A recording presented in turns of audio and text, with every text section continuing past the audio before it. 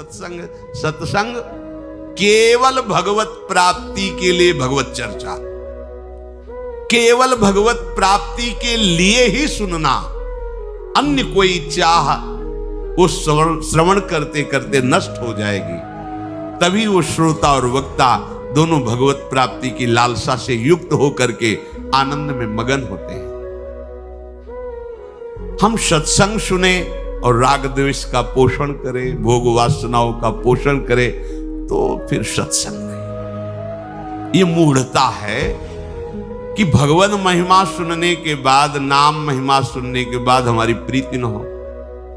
उद्धव जी महाराज जब भगवान श्री कृष्ण की प्रेरणा से हमारे ब्रज में आए, और ये ब्रज लीला के अंतर्गत की बात है, और गोपी जनों की चरण धूलि में लोटे, तब उनको पता चला कि मेरे मित्र श्री कृष्ण क्या हैं। अभी ज्ञान पूरा था पर प्रेम स्वरूप श्री कृष्ण का परिचय नहीं था। गोपी जनों ने स्पष्ट कहा, उद्धव मुझे जो श्री कृष्ण मिले हैं वो तुम्हें नहीं मिले, तुम्हें छल लिया।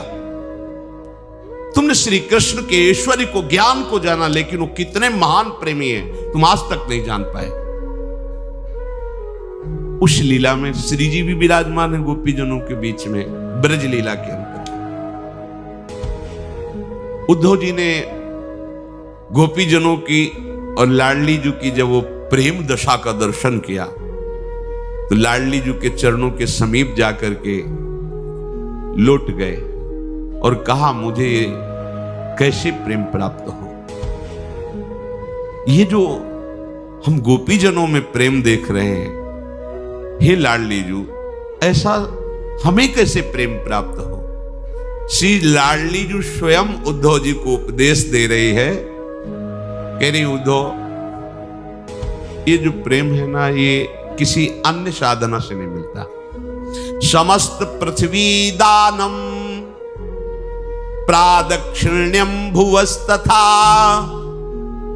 समस्त तीर्थ स्नानम च समस्तम च व्रतम तपः समस्त यज्ञ करणम सर्वदान फलम तथा समस्त वेद वेदांग पठनम पाठनम तथा भीतस्य रक्षणम चैव ज्ञानदानम सुदुर्लभम अतिथीनां पूजनम च शरणागत रक्षणम सर्वदेवार्चनम चैव वंदनम जपनम मनोः भोजनम विप्रदेवानां पुरश्चरण पूर्वकम गुरु शुश्रूषणम चैव पित्रोर्भक्तिश्च पोषणम सर्वं श्री कृष्णदासस्य कलानार्हन्ति षोडशीम्।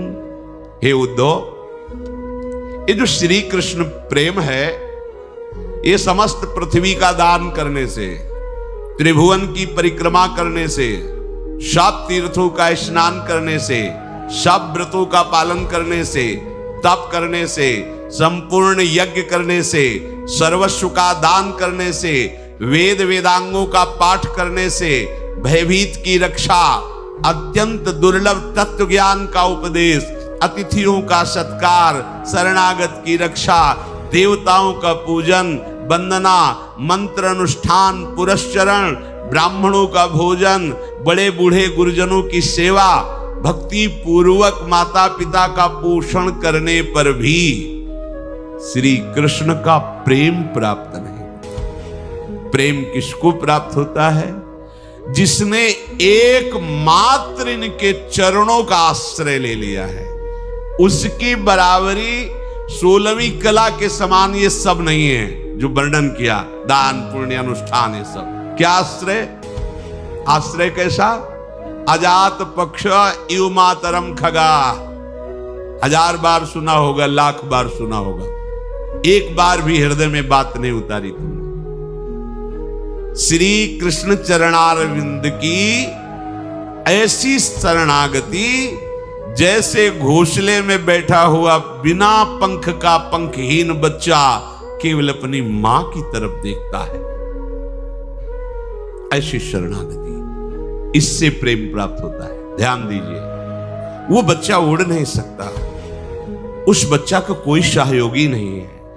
अगर उसकी मां लाकर उसके मुख में जल न डाले, दाना न डाले, चारा न डाले तो मर जाएगा। ऐसी शरणागति, एक भरोसो उस बच्चे का, एक बल, एक आस, एक विश्वास, बस वही उसकी मां। ऐसे ही प्रभु के ये बहुत महिमामयी बात श्री जी कह रहे हैं उद्धव जी से। हमारे प्रीतम के प्रति जिसका ऐसा भाव है, ज्ञान उपदेश व्रत नियम संयम, इनका बल नहीं हृदय में, इनका बल है तो प्रेम नहीं। सब बल हारे को अंतर हृदय से पक्षहीन पक्षी के बच्चे के समान एकमात्र भरोसा केवल प्रभु का नाम चिंतन करते हुए प्रभु के बल से। यहां इतने इतने बलवान बुद्धिमान है शरणागत जन कि हमारी बुद्धि काम नहीं करती उनकी बातें सुन के, कि जिस बुद्धि से माया रूपी काई को हटाना, उसी बुद्धि से माया रूपी काई को अपने ऊपर ढक रहे। ये बुद्धिमानी है। अरे बच्चे बनोगे तो गोद में बैठ के जाओगे, सयाने बनोगे तो कसौटी कस जाएगी, फिर तुम फेल हो जाओगे। ब्रह्मा भी कसौटी में पास नहीं हो सकते। जब हमारे ठाकुर अगर अपनी कसौटी लगाते हैं ना, तो ब्रह्मा शिव भी फेल हो जाते हैं। तुम क्या चीज हो, अपने लोग क्या चीज है। और बच्चा ही हजम कर पाएगा। भगवत रसिक जी कहते हैं ये प्रेम रस सिंघनी का दूध है, ये स्वर्ण के पात्र में टिकेगा या बच्चा के पेट में, नहीं तो फाड़ के निकल जाएगा। है ललिता सखी उपासना है सिंहिन को छीर, है सिंहिन को छीर रहा है कुंदन के बासन, कै बच्चा के पेट और घट करे विनाशन।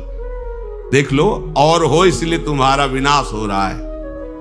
प्रिया प्रीतम के प्रेम की बात नहीं, प्रिया प्रीतम के नाम की बात नहीं, प्रिया प्रीतम के लिए समर्पण नहीं। काई में फंस गया, काई में बटोर रहा है काई। ये त्रिगुणात्मिका माया ऐसी काई फेंकेगी, फिसल कर वहीं खड़े रहोगे। बच्चा बनो, बच्चा। बच्चा कैसा होता है? केवल मां के भरोसे होता है, केवल मां की अंगुली पकड़ के चलता है, मां के आंचल का। अब उसको पता नहीं कि मां मेरी इतनी बलवान नहीं है, पर वो हर भय से बचने के लिए मां की। हमारे को तो पता है कि मेरी मां कितनी बलवान है। काल भी थर्राता है जिसके भय से, वो है श्री कृष्ण। इनका आश्रय लेकर और किसी का आश्रय लेने की मन में चाह, अपनी बुद्धि का, अपने मन का नहीं। मई अर्पित मनोबुद्धिर, मेरे में अर्पित कर दो अपने मन बुद्धि को। नहीं अर्पित, प्रपंच में अर्पित है मन बुद्धि। प्रभु के चरणों की ये शरणागति से प्रेम प्राप्त होता है। श्री जी स्वयं उपदेश कर रहे हैं उद्धव जी को। तो इन्होंने सोचा प्रभु के समीप रहने पर भी मेरा ऐसा भाव नहीं आया जैसा भाव गोपी जनों की, इसलिए मुझे वृंदावन की घास बना दो। मनुष्य बनकर रहूं ऐसा तो मैं मांग ही नहीं सकता, मुझे यहाँ की लता बना दो, कोई औषधि बना दो। आप देखो उद्धव जी क्या बनना चाहते हैं और आप क्या बन के आए हो? मनुष्य बन के आए हो। उद्धव से भी बड़ा सौभाग्य तुम्हारा हो जाए यदि तुम लाडली जी की बात मान जाओ, यदि लाडली जी स्वरूपा गुरुदेव की बात मान जाओ, या लाडली जी के रस में डूबे रसिकों की बात मान जाओ। तस्माद् उद्धो यत्नेन भज कृष्णं परात् परम, निर्गुणं च निरीहं च परमात्मानमीश्वरम्, नित्यं सत्यं परम ब्रह्म प्रकृतेः परमेश्वरम्, परिपूर्णतम शुद्धम भक्तानुग्रह विग्रहम्। आहा, कैसे मेरे प्रीतम श्री कृष्ण उद्धव जी को समझा रहे लाडली जी। भक्तानुग्रह विग्रहम, बस ये भरोसा लेके ही तो गरजते रहते हैं। भक्तानुग्रह विग्रहम, अपने भक्तों पर अनुग्रह करने के लिए वो विराजमान, केवल कृपा सिंधु, कृपा करने के लिए अपने जनों के लिए विराजमान है। आप डरो मत, वो पूर्ण परब्रह्म है, पूर्ण पर। उनकी लीला देखकर भ्रमित मत होना कि यशोदा जी की छड़ी से भयभीत हो जाता है, मेरी रक्षा क्या करेगा। जो यशोदा जी की रस्सियों से बंध रहा है वो बड़े बड़े परमहंसों को माया की रस्सियों से मुक्त करता है। जो यशोदा की छड़ी से डर रहा है उसकी भ्रकुटी टेढ़ी हो जाए तो काल भी थर्रा जाए। ये नंद का लाला ऐसा ही नहीं है, ऐसा नहीं है। बस पूर्ण भरोसा जागृत हो जाए, सत्संग का यही फल है। प्रभु के प्रति समर्पित हो जाए, प्रभु के प्रति बड़ा बेईमान मन है। अरे अपने आराध्य देव से कपट करता है, आराध्य देव से छल करता है। धिक्कार है ऐसे मन को। जब मन को देखते हैं तो लगता है आहा ये कितना नीच है। लाख बार समझाने पर भी प्रभु के विरुद्ध ही आचरण करने की ठानता है। पावर तो प्रभु का ही है ना, इसमें भी। इसलिए बहुत जल्दी, हमारे पास समय नहीं। जिनको ये लगता है कि हमारे पास बहुत समय है, श्री प्रहलाद जी महाराज के वचन सुन लीजिए। प्रहलाद जी महाराज कह रहे हैं, ततो यतेत कुशलः क्षेमाय भयमाश्रितः शरीरम पौरुषम यावन्न विपद्येत पुष्कलम पुंसो वर्ष शतम आयुष तदर्थम चाजितात्मनः निष्फलम यद सौरात्र्याम सेतेन्धम प्रापितस्तमः। सावधान, प्रहलाद जी बोल रहे हैं, सावधान, तुम्हारे सिर पर मृत्यु बैठी, कहीं दूसरी जगह नहीं। बोले मृत्यु आएगी, आएगी नहीं, आ चुकी है। तुम्हारे साथ वो जलपान कर रही, तुम्हें पता नहीं। तुम्हारे साथ ही वो भोजन कर रही। तुम्हारा जो दिमाग है वही उसका अतिथि भवन है, वहीं बैठी है, वहीं ले जाएगी बैठ के, जा तुम्हारा विनाश करवाना है। समझ रहे हो? जैसी हो भवतव्यता तैसी बने सहाय, आप ना आवे ताहि पर ताहि तहा ले जाए। बुरी दशा आने के पहले बुद्धि बदली जाती है। वो तुम्हारी बुद्धि में ही बैठी है मृत्यु अतिथि बन के, कहीं बाहर से नहीं आनी। ततो यतेत कुशला क्षेमाय भयमाश्रितः। यदि कुशल चाहते हो, भय से बचना चाहते हो, दुखों से बचना चाहते हो, तो आप आश्रित हो जाओ हमारे प्रभु श्री हरि के, बचा लेंगे। तुम्हारी बुद्धि में मृत्यु बैठी हुई है। देखो ना, अब बोले हम तो करना नहीं चाहते, पता नहीं हमारी बुद्धि को क्या हुआ, मैंने ऐसा छू लिया, ऐसा देख लिया, ऐसा कर लिया, और बोले 20 वर्ष की सजा। पता नहीं बुद्धि में क्या, बोले फांसी की सजा, आजीवन कारावास, 5 मिनट की गलती पूरा जीवन बर्बाद। क्या हुआ? तुम्हारी बुद्धि में ही अतिथि बनकर बैठी थी, तुम्हारा विनाश कर दिया। तुम्हारे मन में ही उसका प्रभाव पड़ रहा है। सावधान, ये ऐसे दुश्मन नहीं कि बाहर आके लड़े, तुम्हारे अंदर ही बैठे हुए हैं। और अंदर के दुश्मनों को कोई बाहर का सहयोगी भगा नहीं सकता, चाहे जितना बड़ा अंगरक्षक रख लो। और जब मृत्यु अपना काम करेगी तो वही सूट कर देगा तुम्हें। जो तुम्हारी रक्षा करने के लिए प्रण लिए है, उसी की बुद्धि में मृत्यु आदेश करेगी और तुम्हें वही सूट कर देगा। जिनको तुमने पाल पोष के बड़ा किया है, मृत्यु उन्हीं से तुम्हारा गला कटवा देगी। जिनके लिए तुम जीवन समर्पित किए हो, मृत्यु वही तुम्हारे जीवन का नाश करने के लिए खड़ा कर देगी। जिस शरीर को तुम बलवान बना रहे हो, यही हाथ तुम्हारे को फांसी पे टंगवा देंगे, यही हाथ तुम्हें जहर खवा देंगे। होश में, कहीं बाहर कोई शत्रु नहीं, तुम्हारे अंदर बैठ गया है। कैसे हटाए? बलवान को प्रवेश दो, नाम बलवान है, ये अंदर जाएगा, मार डंडे सबको बाहर कर देगा। विश्वास करो, हरि नाम राधा नाम अंदर जाएगा, ऐसा आक्रमण करेगा कि जितने सब बैठे ना छाती ताने हुए, काम क्रोध लोभ मोह मद मत्सर मृत्यु, सब भयभीत हो जाएंगे और भाग जाएंगे। पर आप नाम को इस तरह स्वीकार ही नहीं कर रहे। ओ 10-20 दिन से हम भी जप रहे, कोई लाभ नहीं मिल रहा है। अनंत जन्मों से पुण्य और पाप के कर्म में फंसे हुए हो, 10-5 दिन में तुम लाभ चाह रहे हो जाए, इससे भी लाभ होगा। आगे बढ़कर के देखो, तब आपको पता चलेगा। श्री प्रहलाद जी महाराज कह रहे हैं कि मुख फैलाए हुए मृत्यु बैठी हुई है, बस वहां से जैसे फांसी में होता है ना, मुंह में कपड़ा डाल दिया, गले में रस्सी डाल दी, बिल्कुल घड़ी पे नजर है, सब अधिकारी जन खड़े और जे ही सुई वहां पहुंची, बस ऐसे ही काल बिल्कुल खड़ा चिंतन में है। काल माने समय, इतना सेकंड बचा, मृत्यु फंसा रही, खत्म, बस खत्म। खड़ा एक्सीडेंट, दिल फेल हो गया, उसका एक सेकंड में साहब कब शरीर चला जाए इसलिए पता नहीं। पुंसो वर्ष शतम आयुष तदर्थम चा अजितात्मना। ये जो बड़ी ठसक में है कि अभी तो हम जवान हैं, अभी हमारा भोगों के भोगने का समय, भजन का समय नहीं। प्रहलाद जी कह रहे सुनो, मनुष्य की पूरी आयु 100 वर्ष है, वर्ष शतम 100 वर्ष। कोई बहुत ही सुकृतवान पुरुष आगे का होता है तो 110, या योगी जन अपनी श्वासों को बचाकर आगे बढ़ा सकते हैं। जैसे 14 वर्ष का चांगदेव जी, 1400 वर्ष का चांगदेव जी थे, वो अपनी जहां मृत्यु आती श्वासों को रोक लेते और बहुत प्राणायाम के द्वारा सांसों का संयम। 1400 वर्ष पर बच्चे ही थे, कुछ नहीं था उनके पास सिद्धियों के सिवा। भगवान की भक्ति करने वाले ज्ञानदि जी को अपना वैभव दिखाने के लिए चले,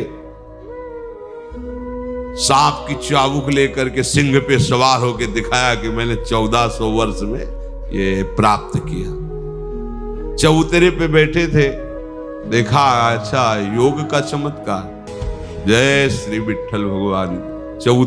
चबूतरा ऐसे चलने लगा और उसके होश उड़ गए कि मैं तो चैतन्य शेर को लेके आ रहा हूं, ये तो चबूतरा ही चल। भगवान की भक्ति के सामने 1400 वर्ष का चांगदेव योगी शरणागत हो गया। आयु बढ़ाई जा सकती प्राणायाम के द्वारा, विषय भोगों का त्याग करके, ब्रह्मचर्य के द्वारा, श्वासों का संयमन करके। पर करोगे क्या बढ़ा के? मरना तो एक दिन पड़ेगा ही। तो हरि प्रीति बढ़ाओ, श्वास काय को बढ़ा, जितनी श्वासें रहने दो। हम कह रहे 5 श्वासें बची, हम 5 बार राधा राधा ले लिया, हमें श्री जी मिल जाएंगे आखिरी श्वास में। अब प्रहलाद जी हिसाब बता रहे कि 100 में 50 तो बेकार समझ लो। अगर 100 वर्ष की आयु तुम्हारी है तो 50 तो बेकार समझ लो। उसमें बता रहे कि बेकार कैसे? बोले रात तो पूरी भोगों और सोने में चली गई। प्रायः संसारी जीव इसी में रात व्यतीत करते हैं। कोई संयमी योगी महात्मा ही भजन परायण रहते, नहीं तो रात जो है या तो घोर तमोगुण नींद में जाती है या रजोगुण तमोगुण मिश्रित भोगों में जाती है। जब से जन्म हुआ और कुमार अवस्था तक बिल्कुल बेकार की बुद्धि होती है। छोटे बच्चे को छोड़ दो, उसके ज्ञान नहीं कि हम मल के साथ गए, वो अब उसी में शौच में ही खेलने लगे, उसको ज्ञान ही नहीं। अगर वो चूक हो जाए तो शौच भी ऐसे बच्चा है, बिल्कुल बेकार की बुद्धि होती है कुमार अवस्था तक। अब कुमार अवस्था से खेल कूद में रुचि होती है, इसीलिए हम इन बच्चों को प्रणाम करते हैं। महाराज जी हमने 1000 राधा नाम सुबह से जपा है। महाराज जी हम सोचते हैं कि 5000 राधा नाम जप करें, तो लगता है इनके चरण धो के पिए। पूरा जीवन होता जा रहा है ऐसे भी मनुष्य शरीरधारी, एक बार भी राधा नाम बोलने की हिम्मत नहीं। छोटे छोटे जो खेलने की अवस्था है, नाम जप रहे, ये रज लगा रहे हैं, ये नाच रहे, ये कूद रहे श्री जी के सामने। एक बच्चे से पूछा यहां से जब सत्संग, कि वो ब्रजवासी आए थे नंदगांव के, बोले थे नंद की लाला की जय, तुम क्या बोलोगे? बोले हम तो बोलेंगे हम श्यामाजू की जय। हाँ ये बात तुमने जोर की। छोटा सा बच्चा ऐसे बिनोद में पूछा, वो एक दिन सखाया था ना लालजू का नंदगांव का, तो वो यही बोलता है ब्रजभान के जमाई की जय, नंद के लाला के। हमें बहुत अच्छा लगता है, उसके ठसक है, ठाकुर मेरा यार, ठाकुर मेरा। तो बाहर निकल बच्चे से पूछा कि वो कह रहा था नंद के लाला की जय। अगर तुमसे कहें कि तुम जय बोलो तो किसकी बोलोगे जय? बोले हम बोलेंगे श्यामा जू की जय। शाबाश, छोटा सा बच्चा, क्या निष्ठा है। श्यामा जू, श्री जी नहीं प्राप्त होंगी। राई के संभजन को मानस, खेल का अवसर है उसके, खेलने कूदने का। वो माला लिए बैठा है, वो राधा राधा जप रहा है, वो माला पहने, वो रज लगाए, वो श्री जी के आगे नाच रहा है, कूद रहा है। अरे भाई, मेरी लाडली जो अत्यंत कृपाल है। कुमार अवस्था तक तो गई बेशुद्ध बेकार की, आधी तो सोने में गई। लोग 10-10 घंटे सोते हैं, 12-12 घंटे सोते हैं। किसी किसी की ऐसी भी वृत्ति, एक मुरारी शरण के साथ आते थे, उन्होंने कहा 6 घंटे हम केवल जगते हैं, वो भी खान पान स्नान थोड़ा टहल लेते हैं, बकाया अब आप ही बचाओ तो बचाओ, नहीं तो हमारी नींद हमको मारे डाल रही। तो हमका कुंभकर्ण का अंश जागृत हो गया होगा, क्योंकि वो ऐसा ही था, 6-6 महिला सो रहे। बोले 20 वर्ष की आयु तक तो खेलने का विशेष संस्कार, खेल कूद करने का। अब 20 वर्ष के बाद एक पिशाचिनी लग गई, जवानी। ये पिशाचिनी है, इसमें कुछ नहीं दिखाई देता। फिर हम आपको कहेंगे ये जो 18 से लेके 20, 25, 35 तक है ना, इनसे जैसे कोई गलती हमें बताई जाती, कोई मानते हैं गलती होगी, क्योंकि ये सिद्ध नहीं है, बच्चे हैं, ये हॉस्टल से आए हुए बच्चे हैं। क्या दशा है स्कूलों में, हॉस्टलों में, आप आपके भी बच्चे हैं, ये आए हैं वहां से, गलत संस्कारों से आए हैं। और अस्पताल में स्वस्थ पुरुष भर्ती नहीं होते, पहले समझ लीजिए। वृंदावन ये हॉस्पिटल है, भव रोग का निवारण करके स्वरूप स्थित करने के लिए समर्थ है श्रीधाम वृंदावन। ये जो संत महात्मा है ना, ये डॉक्टर है यहाँ की रजरानी वायु, यहाँ का सत्संग, यहाँ ये सब औषधि है यहाँ की। ये सब भारी बीमार लोग आए हैं, काम क्रोध लोभ मोह मद मत्सर जन्म जन्मांतर से रौंदते रहे। एक पागल हॉस्पिटल में रहने वाले व्यक्ति से बात किया कि जब आप पागलों के बीच में रहते हैं तो आपको कैसा अनुभव होता है? बोले महाराज जी, हम पहले गेट में घुसने के पहले सोचते ये सब मेरे बच्चे हैं, इनमें से कोई हमें मारेगा, कोई गाली देगा, कोई दंडता करेगा, हम जैसे अपने बच्चे की सेवा करते हैं ऐसे करेंगे, ऐसा भाव लेके जाते हैं। तो कभी किसी ने मारा भी? बोले हाँ, हम एक कमरे से दूसरे कमरे, वो लिपट गया, पीटना शुरू किया, दूसरे गार्ड आकर हमें बचाए, पर हम ऐसा नहीं कि उसको जहर का इंजेक्शन दे दें, नहीं, हम वैसे ही उसकी सेवा करें, क्योंकि वो पागल है। हम आपको सही बताए, हम सब पागल ही है। अगर हमारे गुरुजन, हमारी श्री जी हमको वैसे ही प्यार न करे तो हम सब पागल हैं। पागल कैसे? सच्चिदानंद प्रभु के नाम रूप को छोड़कर विषयों की तरफ देखना पागलपन नहीं तो और क्या होगा? हीरा बिनना छोड़कर कांच बटोरना पागलपन नहीं होगा? दूध पीना छोड़कर चावल का धोवन पीना पागलपन नहीं होगा? अरे प्रभु की रसमयी भक्ति छोड़कर विषय आनंद, प्रभु के नाम रूप लीला धाम की महिमा का गान न करके विषयों की वार्ता, पागलपन ही है। मेरी लाडली, मेरे गुरुदेव, वृंदावन के व्यक्त अव्यक्त महापुरुष, ये ऐसे सद्वैद्य हैं, ये हमारी उद्दंडता पर ध्यान नहीं देंगे, वो हमें औषधि देके निरोग और स्वस्थ ही करेंगे। ये जवानी ऐसी तूफान भरी अवस्था है कि सब कोई अपनी छाती में हाथ धर के देख लो कि क्या नहीं कराया इसने। जवानी क्रॉस कर चुके हैं, उनसे हम कह रहे हो, जो जवानी में है वो दोनों छाती में हाथ धरने का मतलब होता है साक्षी अपने को ही करके। आप देखो, आपके अगर आचरण ओपन हो जाएं तो आप ही मुंह दिखाने लायक नहीं रहोगे। आप देख लो, सब, हम किसी एक को नहीं कह रहे, अगर यहां जो चलता है और टीवी में चला दिया जाए तो क्या होगी दशा, सोचो जरा। तुम्हारे जो यहाँ छाती में चलता है और वो टीवी में दिखा दिया जाए एक्सरे की तरह कि देखो ये चल रहा है, हालत बिगड़ जाएगी। पर हमारे प्रभु सब देखते हुए भी हमको स्वीकार किए हुए, कितने कृपालु। उनकी कृपा की तरफ देखो। ऊपर से हम अगर बचाव पक्ष में हैं तो अंदर से हम कितने फसाव पक्ष में हैं।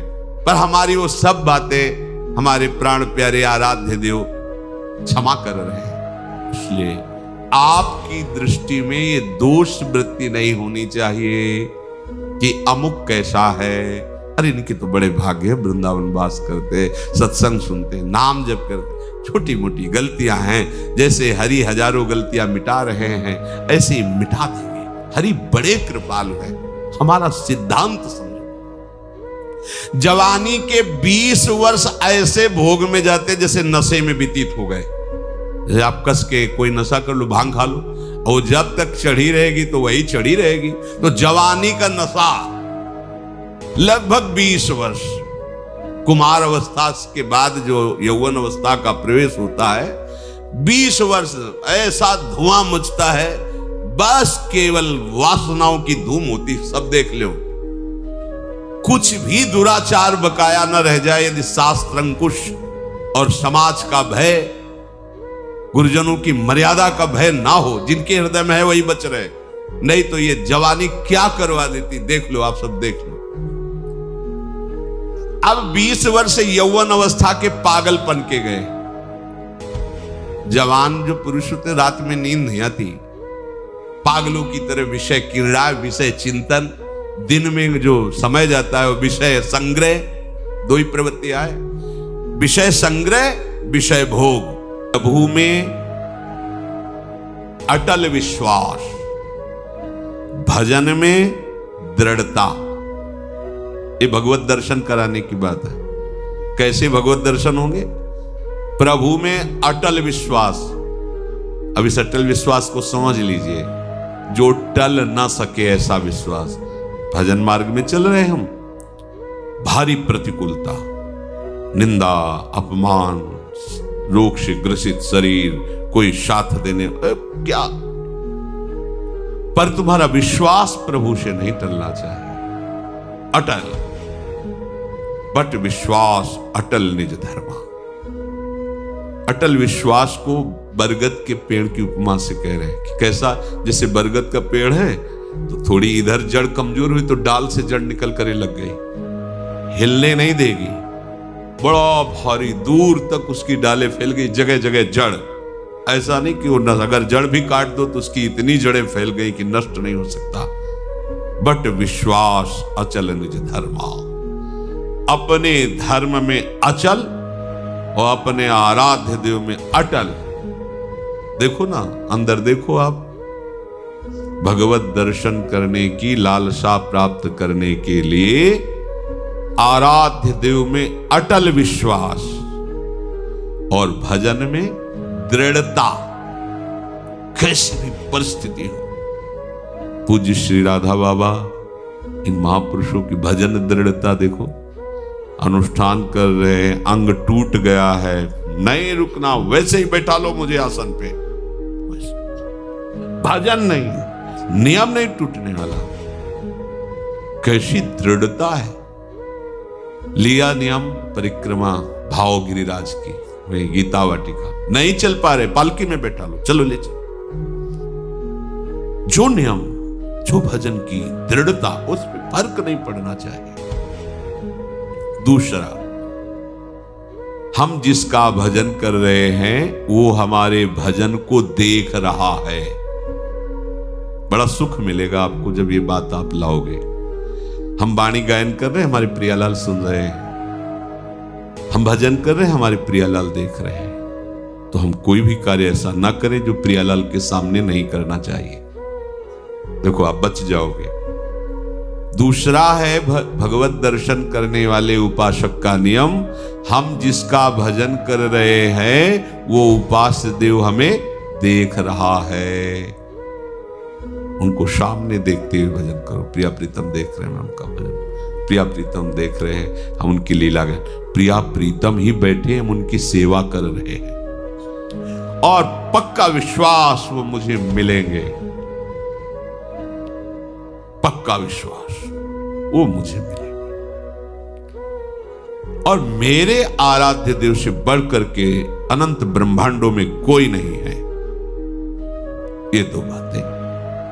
तीसरी, जो गुरु जी ने भजन दिया है, मंत्र दिया है, उस पर विश्वास, उससे बड़ा कोई मंत्र, कोई साधन नहीं है।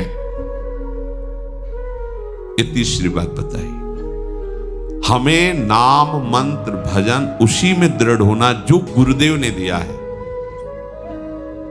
चौथी बात, जिसका हम भजन कर रहे हैं सिर्फ उसी की प्राप्ति के लिए भजन है। बीच में मिलावट कुछ नहीं होनी चाहिए, ये वो मांग नहीं होनी चाहिए। जिसका भजन कर रहे हैं उसी की प्राप्ति के लिए भजन हो रहा है। बीच में किसी दूसरे विषय की मांग, किसी परिस्थिति की मांग, तो फिर ये लालसा उत्कट नहीं प्रकट हो पाएगी भगवत दर्शन की। पांचवा, जिसका नाम जप कर रहे हैं उसके रूप को आंखों में लाने की चेष्टा करना, भाव करना। चेष्टा लिखा है, वो तो स्वयं आएंगे कृपा करके, पर हम चेष्टा तो कर सकते हैं ना, ध्यान की चेष्टा तो कर सकते हैं। कैसे राधा वल्लभ लाल जू, कैसे बिहारी जू, हम इन्हीं की ध्यान, यही है प्रिया प्रीतम का मिलित स्वरूप। जब प्रकाशित करेंगे तो कोटि कोटि काम लावण्य बिहारी, यही है, ये अपना रूप प्रकाशित कर देंगे। मन से उनके रूप का चिंतन, वाणी के द्वारा गुरु प्रदत्त नाम मंत्र का जप, ये दोनों साथ चलने चाहिए। छठा, प्रभु के भजन करते हुए किसी दूसरे उपासना के उपासक, किसी दूसरे मार्ग के भजनानंदी की अवज्ञा, निंदा, हे भाव, तिरस्कार भाव, ये बिल्कुल नहीं होना चाहिए कि हम तो सर्वोपरि निकुंज उपासक हैं, ये तो क्या गए। आपके अंदर उत्कट लालसा नहीं जगेगी। ये बहुत सूक्ष्म बात है। किसी भी उपासक की, किसी भी संप्रदाय की, किसी भी उपासना की निंदा नहीं, अवज्ञा नहीं, तिरस्कार नहीं। हम जो प्रभु का नाम ले रहे हैं, उन्हीं के सब नाम है, उन्हीं की सब उपासना, सबको प्रणाम। हमको अपनी उपासना सर्वोपरि मान करके करना है, पर दूसरे का अपमान, दूसरे की निंदा, दूसरे का तिरस्कार, दूसरे को लघु समझना, ये नहीं। अपने इष्ट में आसक्त होना, दूसरे का विरोध ना करना, इससे आपके हृदय में उत्कृष्ट लालसा का जागरण हो जाएगा। खास बात, उत्कृष्ट लालसा के लिए एक दुर्बलता का त्याग करना होता है। यह हर उपासक के हृदय में होती है, किसी एक की बात नहीं। प्रायः हर उपासक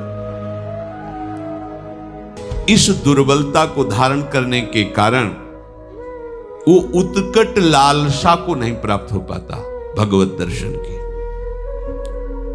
क्या दुर्बलता होती है? अपने गुरुदेव की दी हुई मंत्र और उपासना में अपनी बात मिलाना। जो बोला, जैसा बोला, वैसे का वैसा स्वीकार करना। उपासक अपने मन की बात अपने गुरुदेव से, आचार्य से, पथ प्रदर्शक से करवाना चाहता है। किसी ने एक पत्र में कहा कि अमुक साधक यहां से निकाल दिया गया और उस अमुक साधक ने हमें सब बताया कि आपके यहां बराबर व्यवहार ठीक नहीं होता, बराबर व्यवहार नहीं होता। तो ऐसी बात साधक को नहीं समझ में आई, उसको समझ ले कि कमी तुम में है आत्मसमर्पण की। तुम्हारी बुद्धि समर्पित नहीं हुई, इसलिए दोष दर्शन कर रही है। गुरु पथ प्रदर्शक जिस साधक को जैसा उचित समझता है वैसे ही साधन का आदेश करता है और उसी साधन से सबको वही वस्तु प्राप्त होगी, पर साधन सबका गुरु निर्दिष्ट होगा। आपको ये, आपको ये, आपको, सबको एक जैसा नहीं। जैसे रोगी डॉक्टर या वैद्य से कहे कि हमको तुम ये वाली दवा दीजिए और ये वाला पेय दीजिए, और देखो हमारे ऊपर तुम ये नहीं लगाओगे कि ये नहीं खाना, ये नहीं खाना, ये नहीं खाना, तो क्या रोगी कभी ठीक हो सकता है क्या? उसी प्रकार शिष्य साधन सत्य मार्ग में चलने वाले उपासक को गुरु उसके स्वभाव को, उसकी स्थिति को देखकर उसके लिए मार्ग निर्देश करता है। वो परम सत्य है, क्योंकि गुरु जानते हैं कि इस स्वभाव का साधक इस स्वभाव से ऐसी साधना करने पर उसी सिद्धि को प्राप्त होगा। गुरु ही उपयुक्त अधिकारी देख करके उपासना बताते हैं। वो तब तक शक्तिपात नहीं करते, शक्ति का आधान नहीं करते, जब तक शिष्य संपूर्णतया गुरु के अधीन नहीं हो जाता। शक्तिमान गुरुदेव शिष्य को जो अपनी आध्यात्मिक शक्ति देना चाहते हैं, जिसे शास्त्रीय भाषा में शक्तिपात कहते हैं, परम सामर्थ्यशाली गुरुदेव उसे तब तक नहीं देंगे जब तक उस शक्ति को रखने की योग्यता नहीं आएगी, पात्रता नहीं आएगी, अधिकार नहीं आएगा। जिस उपासक में उनकी ऊर्जा शक्ति को धारण करने की सामर्थ्य नहीं आई है, यदि वो उसे शक्तिपात कर दे तो उनकी शक्ति व्यर्थ हो जाएगी या वो उपासक नष्ट हो जाएगा। उन्मत्त होकर, मतवाला होकर गलत मार्ग का अनुसरण करके भ्रष्ट हो जाए, क्योंकि पावर मिल गया उसको। जैसे भगवान शिव से वृत्रासुर ने शक्ति पात करने की प्रार्थना की कि मैं जिस पर हाथ रख दूं भस्म हो जाए। तथास्तु, जगत गुरु शिव ने ऐसा ही कह दिया। उसने सोचा कि परीक्षा इन्हीं से शुरू करते हैं। उमा जी की तरफ दृष्टि गई, शुरू यहीं से कर, भागे। उस शक्ति का दुरुपयोग और उस शक्ति के द्वारा उसका नाश श्री हरि ने उल्टा उसी के ऊपर रखवा को भस्म कर दिया। भगवान शिव ने तांडव प्रारंभ किया तो बाणासुर अपनी ताल गति से उन्हें प्रसन्न कर, जा तेरे शास्त्र भुजाएं हो जाए। शक्तिपात के 1000 भुजा बलशाली, जिस पर्वत पर जाता टक्कर मारता, उसकी भुजाओं का जोड़ कोई नहीं। भगवान शिव से ही आया और कहने लगा, गुरु अब इन भुजाओं की खुजली मिटाने वाला त्रिभुवन में कोई नहीं, आओ आप ही हमसे 2-2 हाथ कर। हंस पड़े, उनका आ जाएगा कोई 2-2 हाथ करने वाला। फिर भगवान ने सुदर्शन चक्र से उसी शक्ति को नष्ट किया। इसलिए गुरुजन स्वभाव के अनुसार उस सिद्धि को प्राप्त करने के लिए उसे मार्ग देते हैं। शक्तिपात तभी होता है जब सर्वतोभावेन मन वचन कर्म से वो अपने गुरुदेव के अधीन हो जाता है, जिसकी बुद्धि नहीं रह जाती है। जब तक आपकी बुद्धि काम कर रही, क्यों मैं हूं, इसमें ऐसे कर लिया जाए, वैसे कर, तब नहीं, जैसा का वैसा। जिसको जो अधिकार गुरु ने दिया है, जो क्रिया दी है, जो जप दिया है, उसी के अनुसार बिल्कुल चलो, उसी प्रकार चलो जैसा कहा है। सबको समान उपदेश नहीं दिया जा सकता, सबके साथ समान व्यवहार भी नहीं हो सकता। समझिए, प्यार आंतरिक गुरुदेव का सबके प्रति समान है।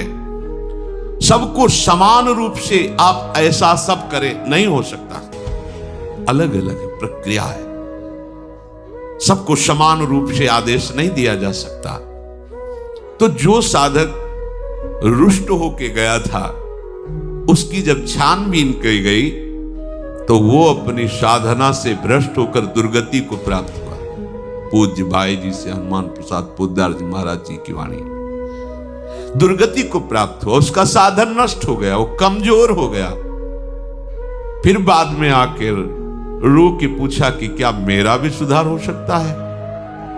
उत्तर उसे दिया गया कि तुम दिखाने वाले इस परम सत्य मार्ग को, जो सद्गुरुदेव हैं, जो इस मार्ग के आपको दर्शन कराने वाले हैं, उस मार्ग पर तुम चले ही नहीं, तुम उस रास्ते को चुना ही नहीं, जिस मार्ग को तुमने देखा नहीं, जिस मार्ग का तुम्हें अनुभव नहीं, उस मार्ग पर जो चला रहे तो तुम्हें उसमें क्यों में करने का अधिकार क्या है? तुम कैसे उस मार्ग पर चल सकते हो जिसको जाना ही नहीं है? तो जानने वाले, जनाने वाले मार्गदर्शक गुरुदेव जो तुम्हें जैसा ठीक समझ रहे हैं वो मार्ग दे रहे हैं, तुम उस पर नहीं चलोगे तो फिर उल्टा चलने पर तो ऐसा ही होगा। मार्गदर्शक को अनभिज्ञ यात्री अपना सुझाव ना दे। मार्गदर्शक को मार्ग का न समझने वाला यात्री अपना सुझाव न दे कि अगर इधर से घूम के चला जाए तो कैसा रहेगा, अगर ऐसे चला जाए तो। वो जैसा बोल रहे वैसा चलो, अब जो कहां करें हम सोई, आयस लिए चले निज दासी। उपासक में सबसे बड़ी दुर्बलता होती है कि वो अपने अभिमान को नहीं छाड़ पाता और वो अपने पथ प्रदर्शक गुरु को भी मार्ग बताने लगता है। आप जो ये कर रहे हैं ना, ऐसा अगर इसको ऐसा कर लिया जाए तो ठीक रहेगा। जब गुरुदेव देखते हैं कि ये तो हमको ही साधन बताने लगा, तो फिर वो पक्षपात दिखाई देने लगता है गुरुदेव के व्यवहार में। अलग दो आओ इधर से, फिर उससे बात, क्योंकि वो अधिकारी नहीं है, वो नहीं समझ पाएगा। तो जो समझ रहे हैं उनको अलग बुला, तो उसको लगता है हमें तो छोड़ दिया जाए, हमारे को नहीं। तुम उस बात को नहीं समझ पाओगे क्योंकि तुम्हारे अंदर क्यों म्यों करने वाली बुद्धि है। वो सोचता है कि अमुक के साथ इतना प्रेम गुरुदेव कर रहे हैं, हमारे साथ क्यों नहीं करते। वो अपने पथ प्रदर्शक गुरु पर दोष दर्शन करने लगता है और साधक जहां ये दोष आया, बस उसका अहंकार उसे नष्ट कर देता है, अहंकार नष्ट कर देता है। पथ प्रदर्शक के प्रति समर्पण सबसे बड़ा साधन है। ये वेद वाक्य है। बिना श्रद्धा के परमार्थ में एक कदम भी नहीं चला जा सकता। श्रद्धा और अपनी समझ, ये दोनों अलग अलग मार्ग हैं। श्रद्धा और अपनी समझ, ये दोनों अलग अलग मार्ग हैं। जहां अपनी समझ श्रद्धा में मिलाई गई वहां साधना नष्ट हो जाती है। अपनी समझ के ऊपर जहां श्रद्धा का शासन हुआ वहां साधना बन जाती है। समर्पणमयी, अभिमान रहित श्रद्धा, समर्पणमयी बुद्धि में कभी सुधार करने की इच्छा नहीं होती कि गुरुजी ने जो कहा उसका हम सुधार। गुरुजी ने कहा ये लाइन ऐसे, इसमें अगर इस लाइन में सुधार हो जाए ना तो अच्छा रहेगा। ये बुद्धि की चतुरता है जो गुरु के शब्दों में सुधार करना चाहती है। मिलावट कि इसको इतना सरल करके ऐसे ले लिया जाए तो ठीक रहेगा। हमें लगता है कि हम यहां जुड़ करके अच्छा नहीं किया और साधक भयंकर दोष दर्शन करके उनकी निंदा करने लगता है। अब आंखों में जहां प्रियतम मूर्ति बसनी चाहिए वहां पग पग पर उसे दोष दर्शन दिखाई देता है। जहां दोष दर्शन शुरू हुआ सारे दोष उसके अंदर जागृत हुए, चाहे वो कोई कितना भी बड़ा विद्वान या कितने वर्षों का साधक क्यों न हो। गुरु और आराध्य देव में दोष होते ही बुद्धि भ्रष्ट हो जाती है। वहां उसको ये दिखाई देने लगता है कि गुरुदेव ने बड़ी भूल की जो ये बात कही, या ऐसा नहीं है, ऐसा नहीं करना चाहिए, ऐसा सिद्धांत नहीं है। गुरु को भूल हो गई ऐसा वो सोचता है। गुरु को पूरा ज्ञान नहीं है, वो ऐसा सोचता है। इन्होंने ये ऐसा क्यों नहीं कहा, इन्होंने ऐसा क्यों नहीं किया, वो इसकी मीमांसा करने लगता है, अपने को बड़ा ज्ञानी समझने लगता है। उसकी बुद्धि कभी पहुंच ही नहीं सकती गुरुदेव तक। देखो हम तुम्हें बताएं कौन कैसा संत है, इस बात को या तो भगवान जानते हैं या वो केवल स्वयं संत जानता है, दूसरा कोई तौल नहीं सकता। पूज्य भाई जी महाराज, देखो हमारी तुम्हारी बुद्धि ऐसी है जैसे ईंट पत्थर को तौलने वाला बड़ा कांटा, उसमें हीरा नहीं तौले जाते। हीरा तौलने का तराजू अलग होता है, ये ईंट पत्थर तौलने वाला तराजू हीरा नहीं तौल सकता। ऐसे ही प्राकृतिक भोगों का चिंतन कराने वाली बुद्धि ये महापुरुषों को नहीं तौल सकती कि है क्या। जिसकी बुद्धि संसार में थोड़ी भी सुख बुद्धि रखती है, जिसका जीवन प्रपंच में थोड़ा भी सना हुआ है, वो संत की महिमा को नहीं तौल सकती। देखो वहां वर्णन करते हैं, तात स्वर्ग अपवर्ग सुख धरी तुला एकंग, तूल नता सकल मिल जो सुख लव सत्संग। ये बुद्धि संतों की महिमा को नहीं तौल सकती। इसलिए आपसे निवेदन है कि आप जिनका अनुसरण कर रहे हैं, जिनको पथ प्रदर्शक माना है, जिनको गुरुदेव के पद पर आपने विराजमान किया है, उनके प्रति पूर्ण समर्पण का भाव रखो। उन्हें मार्ग बताने की चेष्टा मत करो, उन्हें सलाह देने की चेष्टा मत करो। आपके लिए जो निर्धारित कर रहे हैं वही भगवत प्राप्ति का हेतु बनेगा। भेद बुद्धि, दोष बुद्धि, पाप बुद्धि है, इससे साधन नहीं बनता है। साधक अपने लक्ष्य पर दृढ़ रहे। देखो एक है मधुमेह का रोगी, शुगर, और वो मीठा उसको बहुत प्रिय होता है। वो कहेगा अपने वैद्य से कि आप जो है मुझे मिश्री का सेवन बताइए, क्योंकि कल जब हम आए थे आपके पास तो आप एक मरीज को कह रहे थे खूब मिश्री खाइए आप ठीक हो जाएंगे। वो था पित्त का रोगी। पित्त बढ़ा हो, मिश्री खाओ तो कड़वी लगेगी पर वही समन कर देगी। तो जो कल आपने उसको उपदेश दिया था वही हमें दीजिए। तो मधुमेह वाले को मिश्री खाने से हानि हो जाएगी और पित्त वाले को मिश्री खाने से लाभ हो जाएगी।